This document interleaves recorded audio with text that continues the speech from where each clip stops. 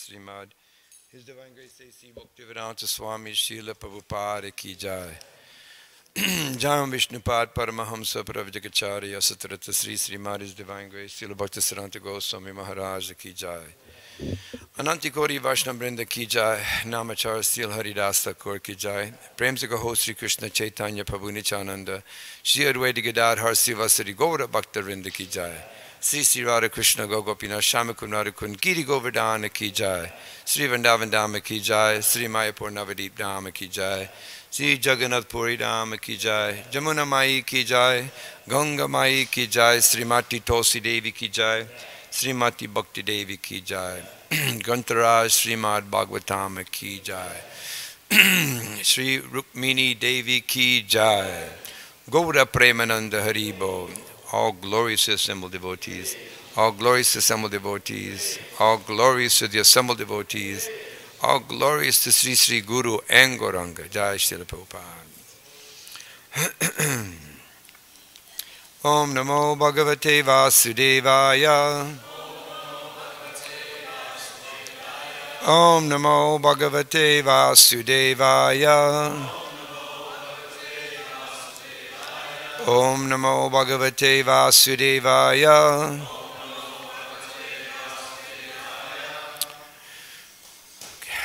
So today we're honoring and recognizing and glorifying the appearance day of Srimati Rukmini Devi, the consort of Lord Dwarkadish. So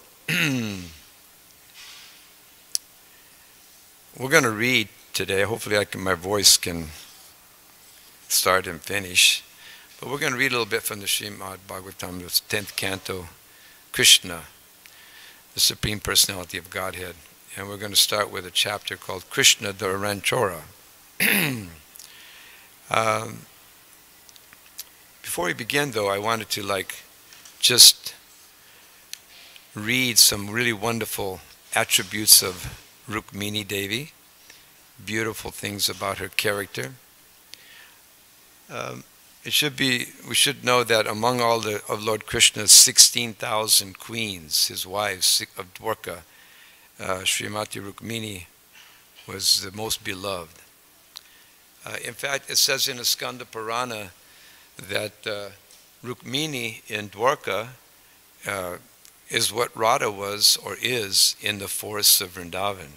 So if you go to Vrindavan and everybody's saying, Jai Radhe, and so she was so pronounced and so loved and cherished in Vrindavan. Same way, Rukmini was loved and is loved in Dwarka. And the principal queen, she was the principal queen. And of course we know that she's also Lakshmi. And in this particular pastime, it's very beautiful because it gives a description of Krishna and of course him desiring Rukmini and Rukmini desiring Krishna.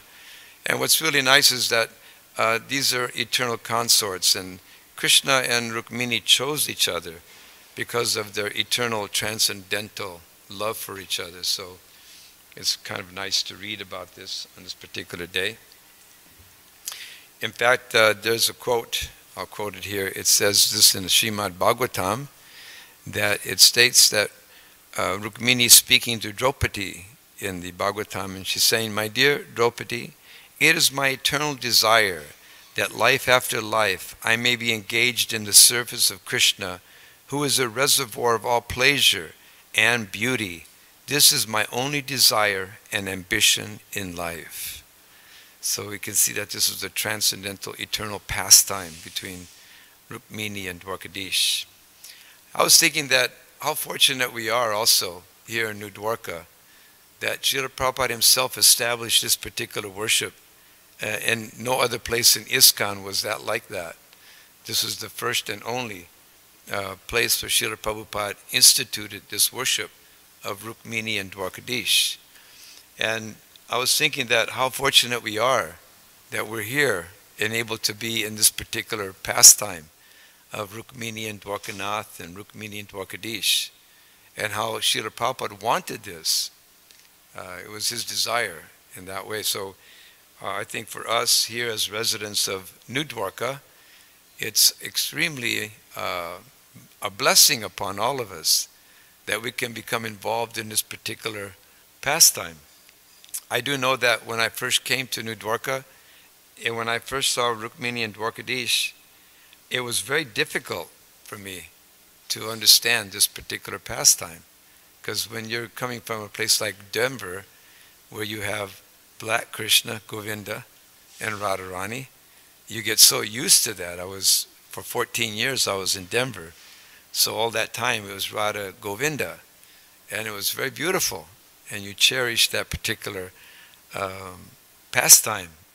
And so you get used to that. And then when we came here, then you see a white Krishna, and it's Dwarkadish, and that particular pastime. It's different. But it's the same at the same time. It's also the same. But specifically, this particular pastime is very, very beautiful, where Krishna, after the battle of Kurukshetra, he comes to Dwarka as a great prince. And then he becomes a great king when he marries Rukmini. He becomes the king of the Yadus. So, very, very relishable. So, we'll begin like that, and I'll just pronounce some wonderful definitions or identity of Rukmini Devi. So, these are 26 qualities of Rukmini. They are Ruchi Ra Nanam, and it says, whose face is charming. Hriya Vrida, she's very shy. Sati, exalted, of saintly character. Buddhi, possessing intelligence. Lakshana, possessing auspicious bodily markings. Audarya, magnanimous. Shila, of proper behavior. Sadrishim Baryam, an ideal wife. Devim, the divine goddess. Asita Pangi, dark-eyed. Mohinim, enchanting. Mahati, aristocratic. Dhira, sober-minded. Kulavati, of good family.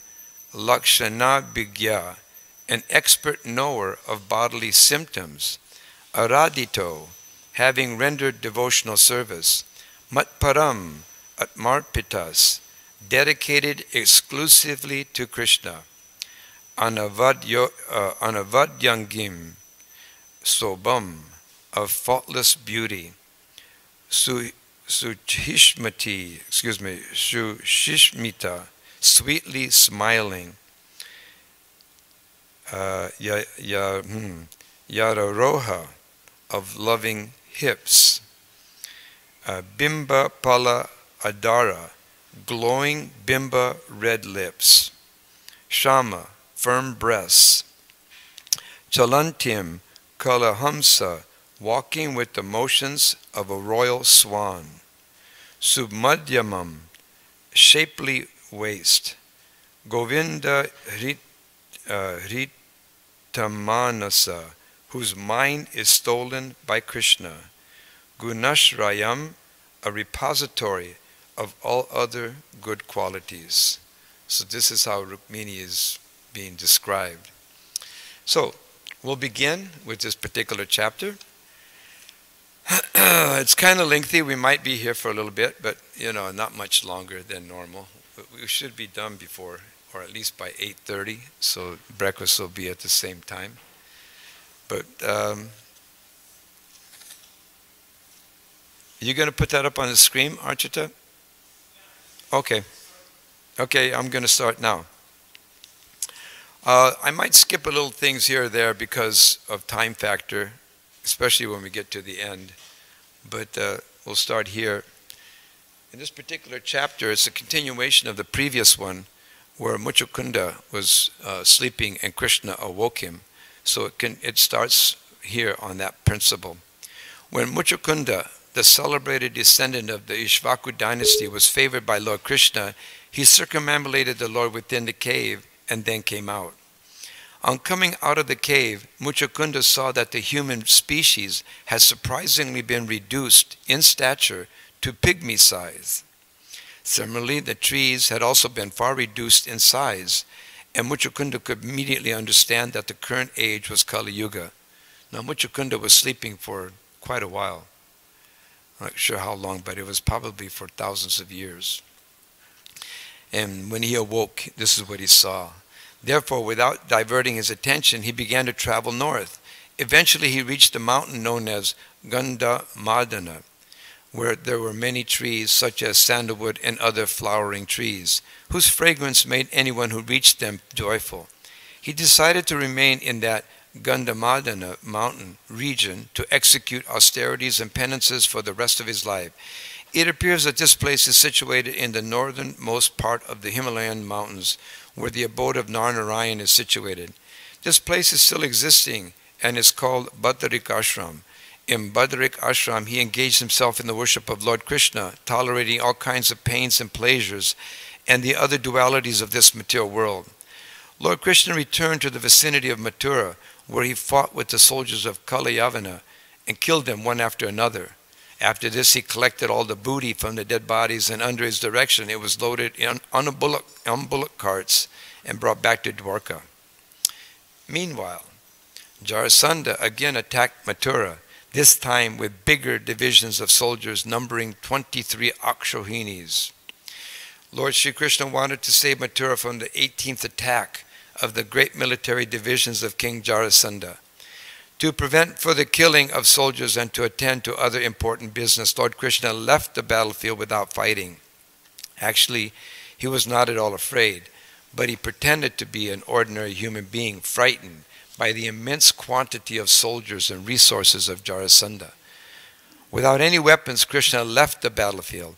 Although his lotus feet were as soft as the petals of a lotus flower, he proceeded for a very long distance on foot.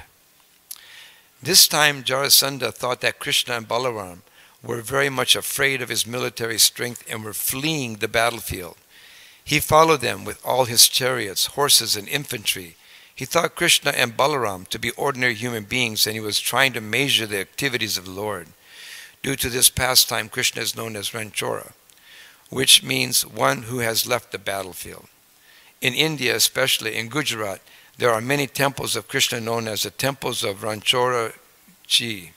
Ordinarily, if a king leaves the battlefield without fighting, he is called a coward.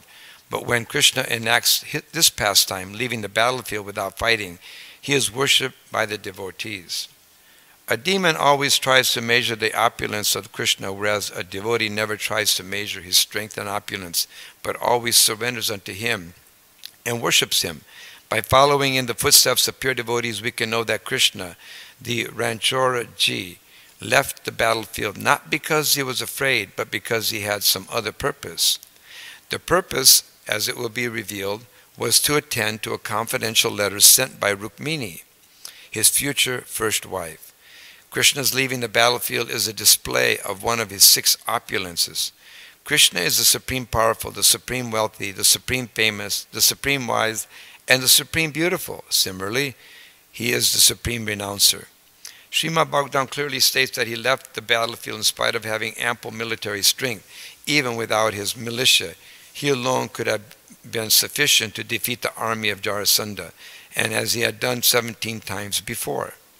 Therefore, his leaving the battlefield is an example of his supermost opulence, renunciation. After traversing a very long distance, the brothers pretended to become tired. To mitigate their weariness, they climbed up a mountain many miles above the sea level. This mountain was called Pravarshana due to the constant rain, for the peak was always covered with clouds sent by Indra. Jarasandha took it for granted that the 2 brothers were afraid of his military power and had hidden themselves at the top of the mountain. First he tried to find them, searching for a long time, but when he failed, he decided to trap and kill them by setting fire around the peak. He therefore surrounded the peak with firewood and set it ablaze. As the fire spread more and more, Krishna and Balaram jumped from the top of the mountain down to the ground, a distance of 88 miles. Thus, while the peak was burning up, Krishna and Balaram escaped unseen by Jarasandha or his men. Jarasandha concluded that the 2 brothers had burned to ashes and that there was no need of further fighting. Thinking himself successful in his efforts, he left the city of Mathura and returned to his home in the kingdom of Magadha. Gradually, Krishna and Balaram reached the city of Dwarka, which was surrounded by the sea. Following this, Sri Balaram married Revati, daughter of the king of Raivata, ruler of Anartha province. This is explained in the 9th canto of Srimad Bhagavatam. After the marriage of Baladev, Krishna married Rukmini. Rukmini was the daughter of King Bhishmaka, ruler of the province known as Vidarbha. Just as Krishna is the Supreme Personality of Godhead, Vasudeva, Rukmini is the Supreme Goddess of Fortune, Mahalakshmi. According to the authority of the Chaitanya Charitamrita, the expansion of Krishna and that of Srimati Radharani are simultaneous. Krishna expands himself into various Vishnu Tattva forms, and Srimati Radharani expands herself into various Shakti Tattva forms by her internal potency as multi-forms of the goddess of fortune. According to Vedic convention, there are 8 kinds of marriage. In the first-class marriage system, the parents of the bride and bridegroom arrange the marriage date. Then in royal style, the bridegroom goes to the house of the bride, and in the presence of brahmanas, priests, and relatives, the bride is given in charity to the bridegroom. Besides this, there are other systems, such as the Gandharva and the Rakshasa marriage. Krishna married Rukmini according to the Rakshasa system, kidnapping her in the presence of his many rivals, like Shishupal, Jarasandha, and Shalva. While Rukmini was being given in charity to Shishupal, Krishna snatched her from the marriage arena exactly as Garuda snatched a pot of nectar from the demigods. Rukmini, the only daughter of King Bhishmaka, was exquisitely beautiful. She was known as Ruchiranana, which means one who has a beautiful face expanded like a lotus flower. Devotees of Krishna are always eager to hear about the transcendental activities of the Lord. His activities of fighting, kidnapping, and running away from the battlefield are all transcendental, being on the absolute platform, and devotees take a transcendental interest in hearing of them. The pure devotee does not make the distinction that some activities of the Lord should be heard and others avoided.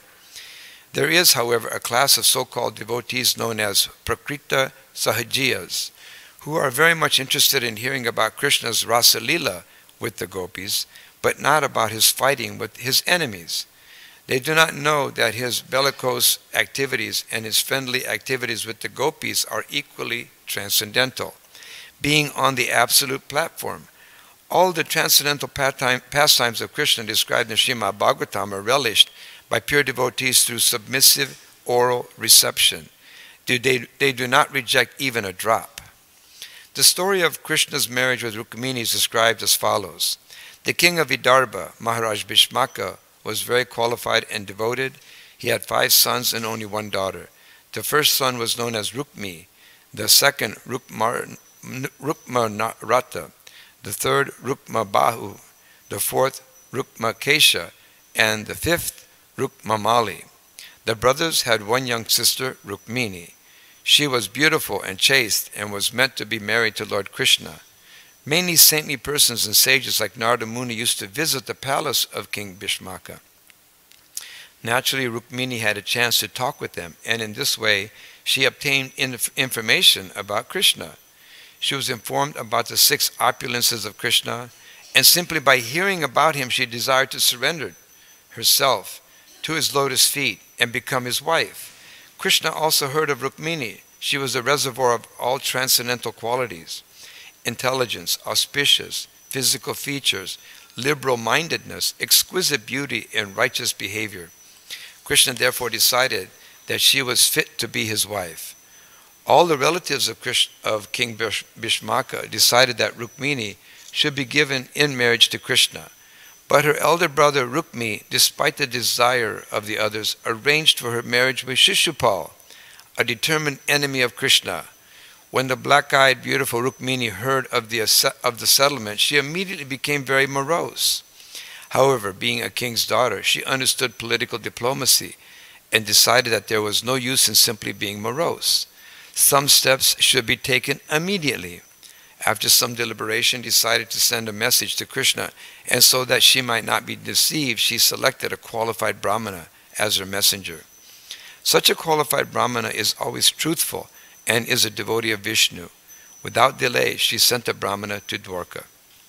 Reaching the gate of Dwarka, the Brahmana informed the doorkeeper of his arrival, and the doorkeeper led him to the place where Krishna was sitting on a golden throne. Since the Brahmana had the opportunity to become Rukmini's messenger, he was fortunate enough to see the Supreme Personality of Godhead, Krishna, the original cause of all causes. A Brahmana is the spiritual teacher of all the social divisions. Lord Sri Krishna, in order to teach everyone the Vedic etiquette of how to respect the Brahmana, immediately got up and offered him his throne.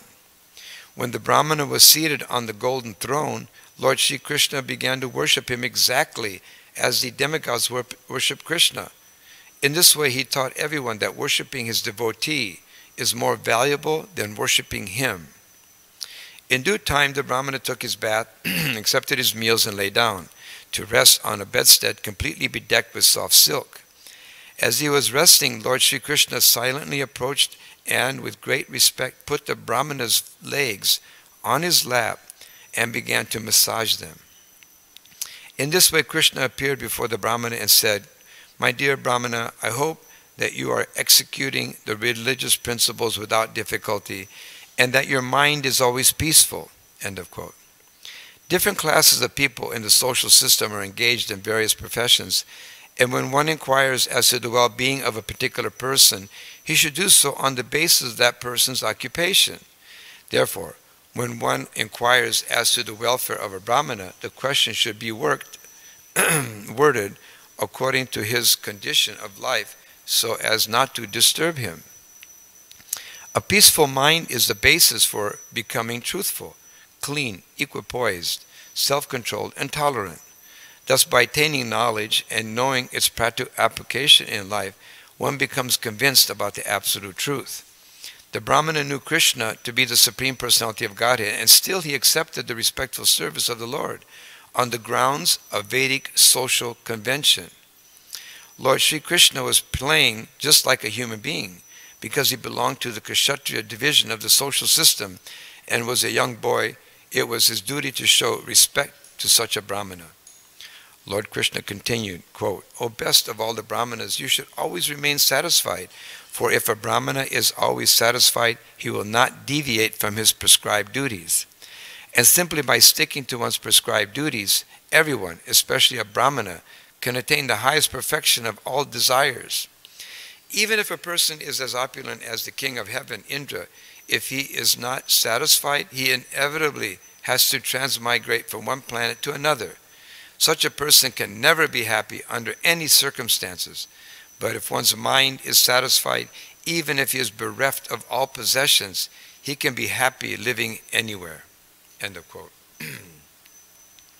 This instruction by Krishna to the Brahmana is very significant. The purport is that a true Brahmana should not be disturbed in any situation. In this modern age, Kali Yuga, the so-called Brahmanas have accepted the abominable position of Sudras, or less, and still want to pass as qualified Brahmanas. Actually, a qualified Brahmana always sticks to his own duties and never accepts those of a Sudra or of one less than a Sudra. It is advised in the authorized scriptures that a Brahmana may, under awkward circumstances, accept the profession of a Kshatriya or even a Vaishya, but never is he to accept the profession of a Sudra. Lord Krishna declared that a Brahmana will never be disturbed by any adverse conditions if he scrupulously sticks to his religious principles. In conclusion, Lord Sri Krishna said, "I offer my respectful obeisances to the Brahmanas and the Vaishnavas, for the Brahmanas are always self-satisfied, and the Vaishnavas are always engaged in actual welfare activities for human society. They are the best friends of the people in general. They are free from false egoism and are always in a peaceful condition of mind." End of quote. Lord Krishna then desired to know about the rulers in the Brahmana's kingdom, so he inquired whether the citizens of the kingdom were all happy. A king's qualification is judged by the temperament of the people in the kingdom. If they are happy in all respects, it is to be understood that the king is honest and is executing his duties rightly. Krishna said that the king, in whose kingdom the citizens are happy, is very dear to him. Of course, Krishna could understand that the Brahmana, had come with a confidential message. Therefore, he said, "If you have no objection, I give you liberty to speak about your mission." Excuse me.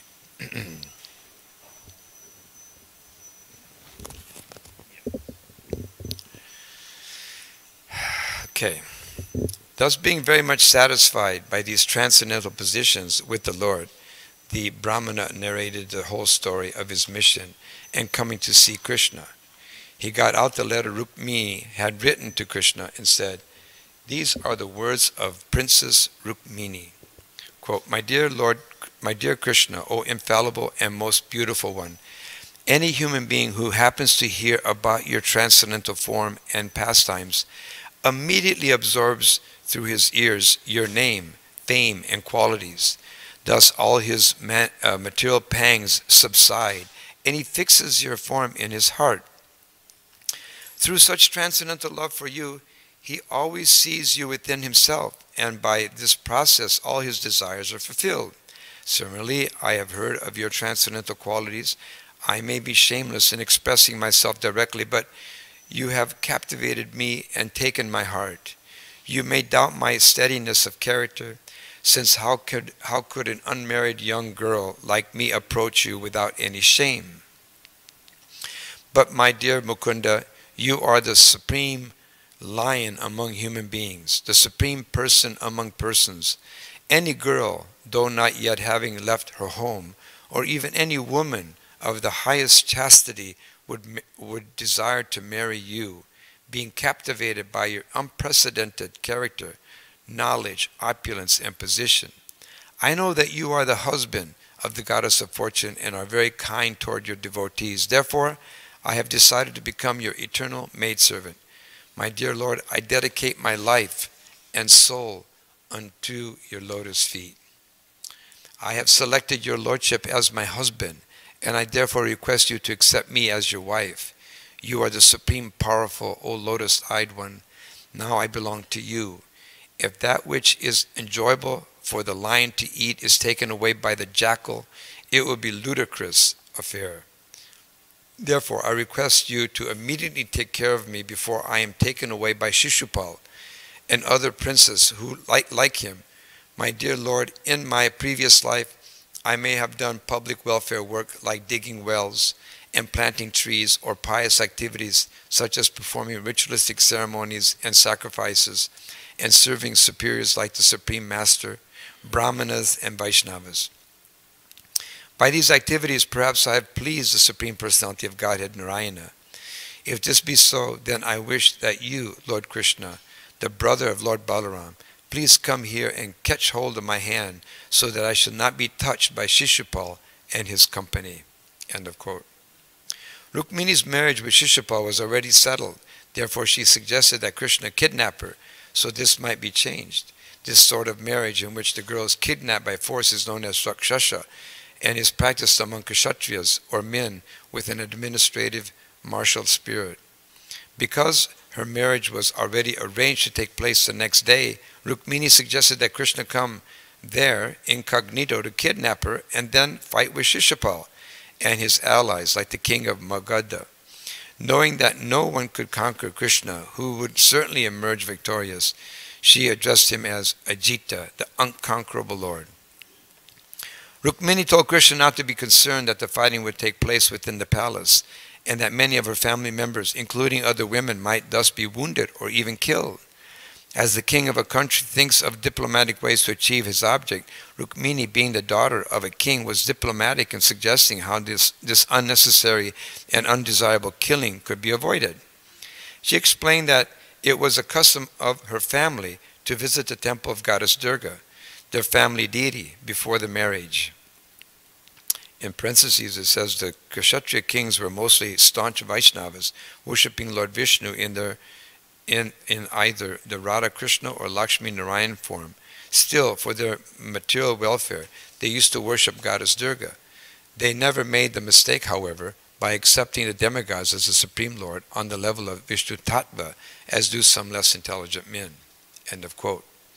To avoid the unnecessary killing of her relatives, Rukmini suggested that it would be easier for him to kidnap her while she was either going from the palace to the temple or else returning home.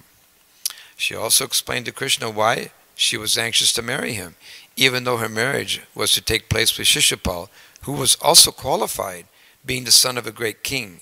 Rukmini said that she did not think anyone was greater than Krishna, not even Lord Shiva, who is known as Mahadev, the greatest of all demigods.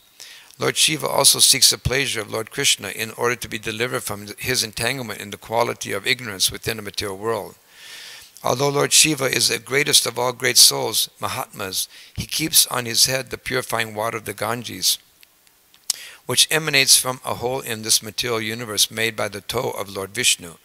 Lord Shiva is in charge of the material quality of ignorance, and to keep himself in a transcendental position, he always meditates on Lord Vishnu or Krishna, and always tries to purify himself with the water of the Ganges.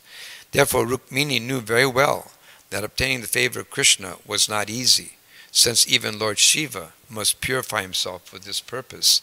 Surely it would be difficult for Rukmini, who was only the daughter of a Kshatriya king. Thus she desired to dedicate her life to observing severe austerities and penances, such as fasting and going without bodily comforts.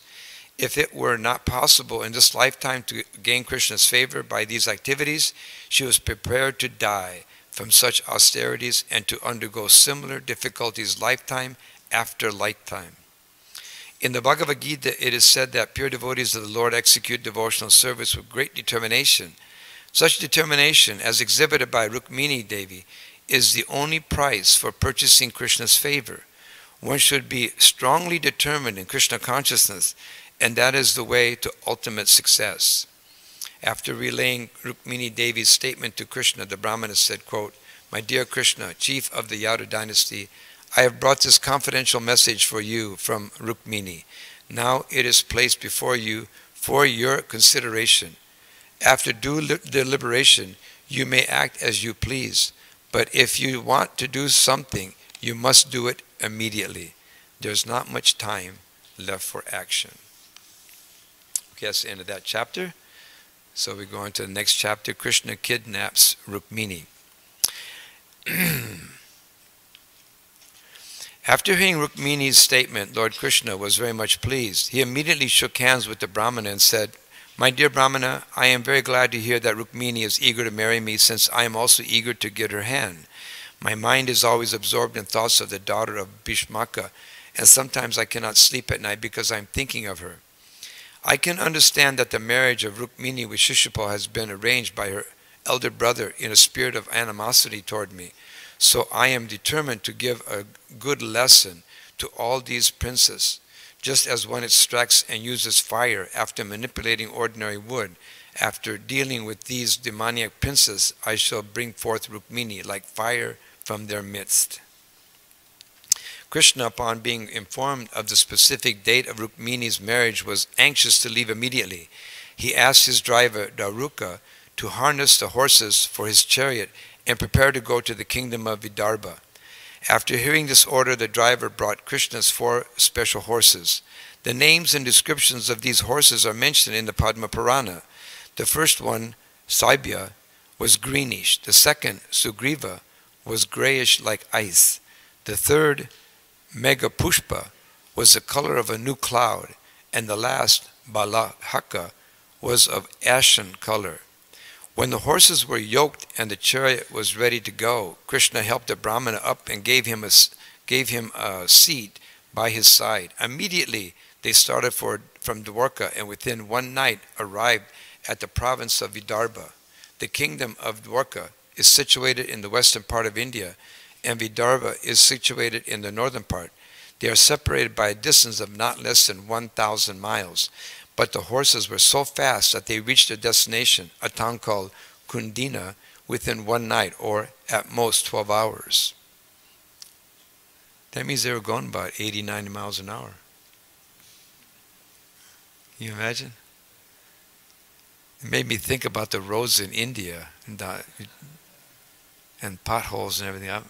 They must have been off the ground, because to hit one of those holes going 80 miles an hour, you'd fly.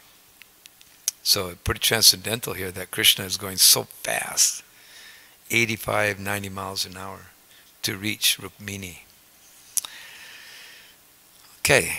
King Bhishmaka was not enthusiastic about handing his daughter over to Shishupal, but he was obliged to accept the marriage settlement due to his affectionate attachment for his eldest son, who had negotiated it.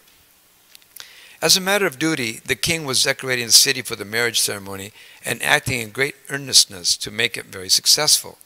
Water was sprinkled all over the streets, and the city was cleansed very nicely. Since India is situated in the tropical zone, the atmosphere is always dry. Dust always accumulates on the streets and roads, so they must be sprinkled with water at least once a day, and in big cities like Calcutta, twice a day. The roads of Kundina were arrayed with colored flags and festoons, and great gates were constructed at particular crossings. The whole city was decorated very nicely. The beauty of the city was enhanced by the inhabitants, both men and women, who were dressed in fresh, washed clothes and decorated with sandalwood pulp, pearl necklaces and flower garlands. Incense burned everywhere, and fragrances like aguru scented the air. Priests and brahmanas were sumptuously fed, and according to ritualistic ceremony, were given sufficient wealth and cows in charity. In this way, they were engaged in chanting Vedic hymns. The king's daughter, Rukmini, was exquisitely beautiful. She was very clean and had beautiful teeth. Wow. The auspicious sacred thread was tied on her wrist. She was given various types of jewelry to wear and long silken cloth to cover the upper and lower parts of her body. Learned priests gave her protection by chanting mantras from the Samaveda, the Rig Veda, and Yajur Veda. Then they chanted mantras from the Atharva Veda and offered oblations in the fire to pacify the influence of the different stars. Mind you, I think it says here somewhere, that Rukmini was only 13 or 14 years old at the time. Just gorgeous. King Bhishmaka was experienced in dealing with brahmanas and priests when such ceremonies were held. He specifically honored the brahmanas by giving them large quantities of gold and silver, grain mixed with molasses, and cows decorated with cloth and ornaments. Dhamaghosh, Shishupal's father, executed all kinds of ritualistic performances to invoke good fortune for his son. Shishupal's father was known as Dhamaghosh due to his superior ability to cut down unregulated citizens. Dhamma means curbing down, and Ghosh means famous. So he was famous for controlling the citizens. Dhamaghosh thought that if Krishna came to disturb the marriage ceremony, he would certainly cut him down with his military power. Therefore, after performing the various auspicious ceremonies, Dhamaghosh gathered his military divisions. He took many elephants garlanded with golden necklaces and many similarly decorated chariots and horses. It appeared that Dhamaghosh, along with his son and other companions, was going to Kundina, not exactly to get Shishupal married, but mainly to fight. I was told at one time that in a marriage ceremony such as this, that which we use today as kumkum, in a marriage ceremony you use kumkum, and the lady, her hair is parted and they put kumkum here.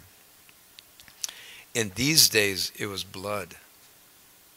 Isn't that amazing? Yeah, because they would have this kind of fight. And that's what happened in those days. Very interesting. When King Bhishmaka learned that Dhamaghosh and his party were arriving, he left the city to receive them. Outside the city gate were many gardens where guests were welcome to stay. In the Vedic system of marriage, the bride's father receives a large party of the bridegroom and accommodates them in a suitable place for 2 or 3 days until the marriage ceremony is performed. The party led by Dhamaghosh contained thousands of men, among whom the prominent kings and personalities were Jarasandha, Dantavakra, Vidurath, and Pundaraka. It was an open secret that Rukmini was meant to be married to Krishna, but that her elder brother Rukmi had arranged her marriage to Shishupal. There was also some whispering about a rumor that Rukmini had sent a messenger to Krishna.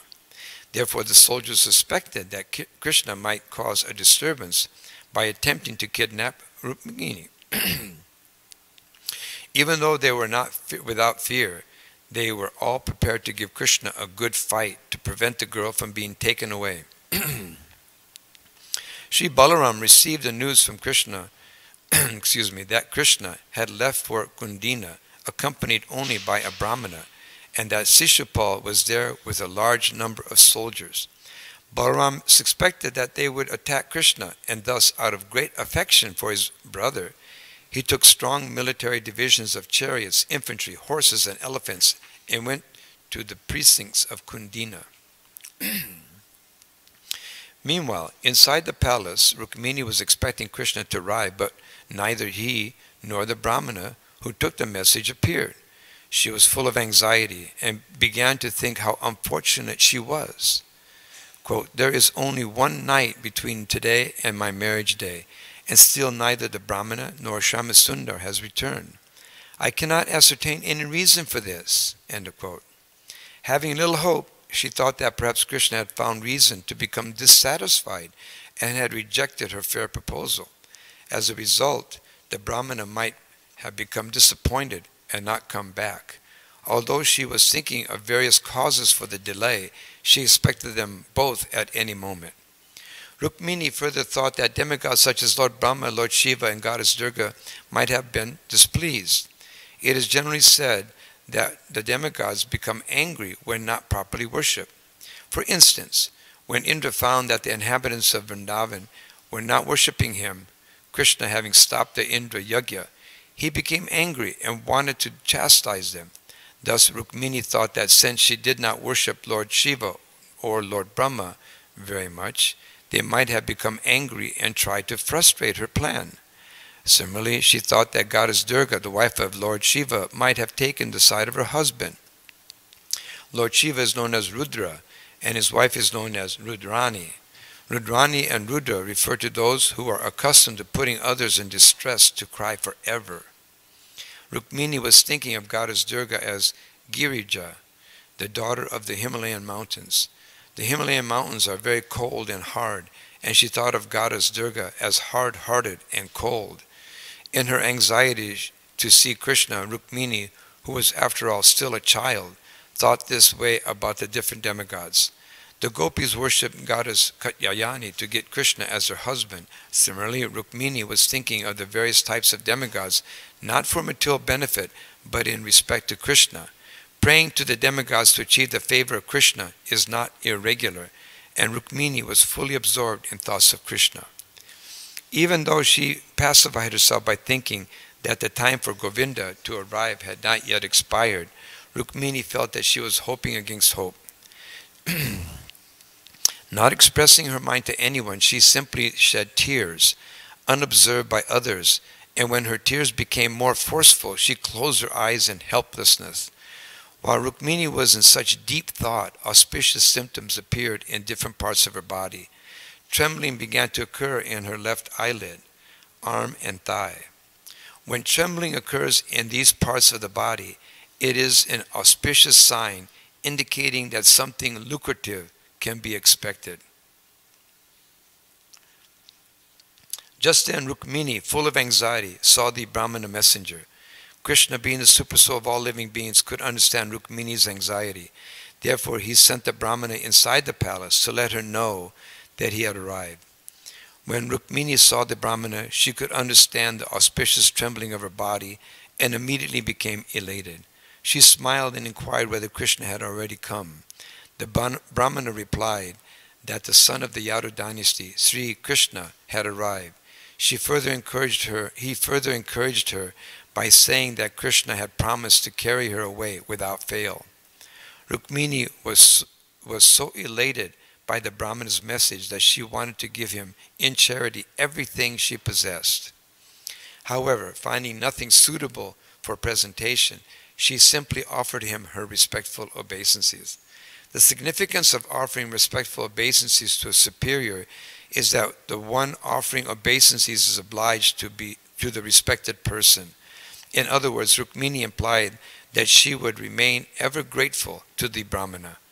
Anyone who gets the favor of the goddess of fortune, as did this Brahmana, is without a doubt always happy in material opulence. When King Bhishmaka heard that Krishna and Balaram had come, she invited them to see the marriage ceremony of his daughter. He invited them to see the marriage ceremony of his daughter. Immediately he arranged to receive them, along with their soldiers, in a suitable garden house. As was the Vedic custom, the king offered Krishna and Balaram honey and fresh washed garments. He was hospitable not only to Krishna, Balaram, and kings such as Jarasandha, but also to many other kings and princes according to their personal strength, age, and material possessions. Out of curiosity and eagerness, the people of Kundina assembled before Krishna and Balaram to drink the nectar of their beauty. With tearful eyes, they offered Krishna and Balaram their silent respects. They were very much pleased, considering Lord Krishna the suitable match for Rukmini. They were so eager to unite Krishna and Rukmini that they prayed to the personality of Godhead, quote, "Our dear Lord, if we have performed any pious activities with which you are satisfied, kindly be merciful upon us and accept the hand of Rukmini." End of quote. It appears that Rukmini was a very popular princess, and all the citizens, out of intense love for her, prayed for her best fortune. In the meantime, Rukmini, being very nicely dressed and protected by bodyguards, came out of the palace to visit the temple of Ambika, goddess of Durga. Goddess Durga. Deity worship in the temple has been in existence since the beginning of Vedic culture. There is a class of men described in the Bhagavad Gita as Veda Vada Rata. They believe only in the Vedic ritualistic ceremonies, but not in temple worship. Such foolish people may here take note that although this marriage of Krishna and Rukmini took place more than 5,000 years ago, there were arrangements for temple worship. In the Bhagavad Gita, the Lord says, "Yanti Deva Vrata Devan." The worshippers of the demigods attained the abodes of the demigods. There were many people who worshipped the demigods, and many who directly worshipped the Supreme Personality of Godhead. The system of demigod worship was directed mainly to Lord Brahma, Lord Shiva, Lord Ganesh, the sun god, and goddess Durga. Lord Shiva and goddess Durga were worshipped even by the royal families. Other minor demigods were worshipped by silly lower-class people. As far as the Brahmanas and the Vaishnavas are concerned, they simply worship Lord Vishnu, the Supreme Personality of Godhead. In the Bhagavad Gita, the worship of demigods is condemned but not forbidden. It is clearly stated that less intelligent men worship the demigods for material benefit. On the other hand, even though Rukmini was the goddess of fortune, she went to the temple of goddess Durga because the family deity was worshipped there. In Srimad Bhagavatam, it is stated that as Rukmini proceeded toward the temple of goddess Durga, within her heart she always thought of the lotus feet of Krishna. Therefore, when Rukmini went to the temple, it was not with the intention of any ordinary person who goes to beg for material benefits. Her only goal was Krishna. As Rukmini proceeded toward the temple, she was silent and grave.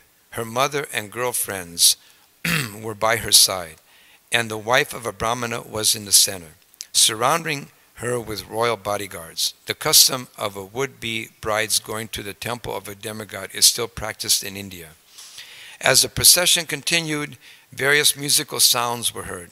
Conch shells, drums, such as panavas, and bugles of different sizes, such as turiyas and bairis, were combined to make a sound which was not only auspicious, but very sweet to hear. Thousands of wives of respectable Brahmanas were present, all dressed very nicely with suitable ornaments. They presented Rukmini with flower garlands, sandalwood pulp, and a variety of colorful garments to assist her in worshipping Lord Shiva and Goddess Durga. Some of these ladies were very old and knew perfectly well how to chant prayers to Goddess Durga and Lord Shiva. So, followed by Rukmini and others, they led these prayers before the deity.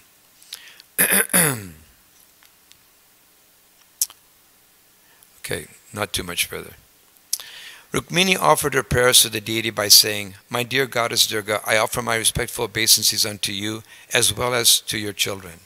Goddess Durga has 4 famous children, 2 daughters, the goddess of fortune Lakshmi and the goddess of learning Saraswati, and 2 sons, Lord Ganesh and Lord Kartikeya.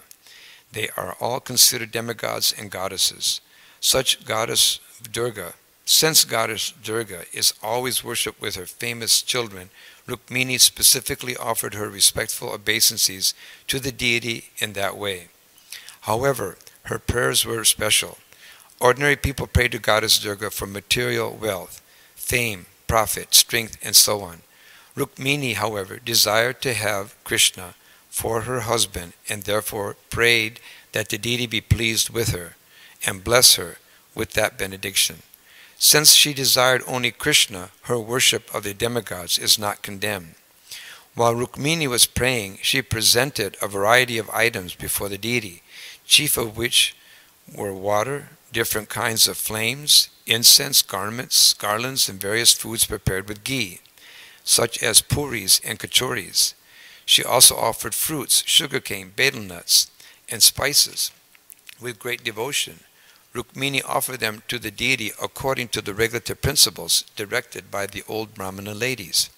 After this ritualistic ceremony, the ladies offered the remnants of the food to Rukmini as prasadam, which she accepted with great respect. Then Rukmini offered her obeisances to the ladies and to goddess Durga. After the business of deity worship was finished, Rukmini caught hold of the hand of one of her girlfriends in her own hand, which was decorated with a jeweled ring, and left the temple in the company of the others.